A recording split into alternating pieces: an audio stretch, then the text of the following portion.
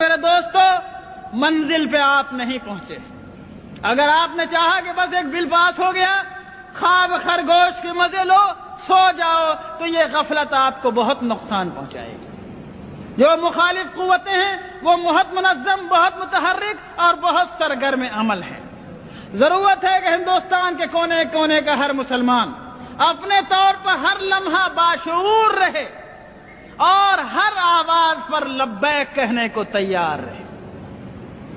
دوسری ضرورت اس بات کی ہے لوگوں کہ دین یا کوئی راستہ، آپ کے ہاں سروے میپ چھپتا ہوگا، اگر کبھی 100 برس پرانا سروے میپ آپ نے دیکھا ہو، بہت سی روڈ، بہت سی سڑکیں اس میں دیکھیں گے آپ۔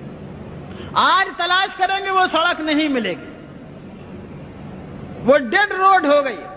کیوں؟ لوگوں نے چلنا چھوڑ دیا۔ جس راستے پر اس کی بالکل ثبوت موجود ہے کہ یہ روڈ تھی، لیکن لوگوں نے چلنا چھوڑ دیا، وہ راستہ نہیں رہا۔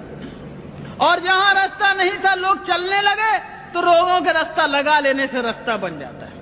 اے میرے دوستو، اگر تم ہندوستان میں اسلام کی بقا چاہتے ہو تو سب سے پہلی ذمہ داری یہ ہے کہ اسلام کو اور اپنے آقا جناب محمد رسول اللہ صلی اللہ علیہ وسلم کے طریقوں کو ڈیڈ روڈ مت بننے دو۔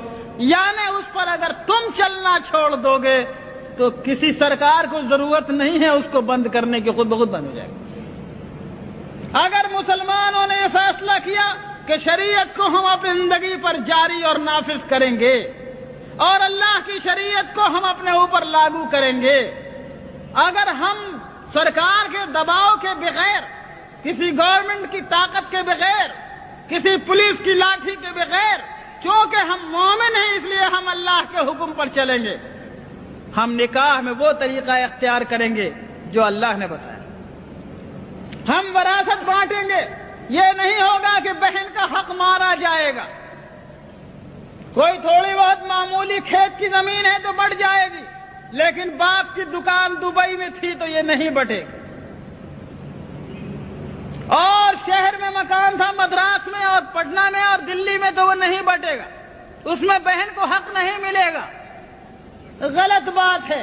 اگر تم نے اپنے ہاتھوں سے خود شریعت کو چھوڑا تو کوئی تمہاری شریعت کی حفاظت نہیں کر سکتا۔ اگر شریعت تمہاری زندگی میں چالو رہی، تم شریعت پہ عمل کرتے رہے، تو شریعت کو انشاءاللہ کوئی نہیں مٹا سکتا، اس کا بھی عہد کیا جا سکتا ہے، کوئی طاقت نہیں مٹا سکتا۔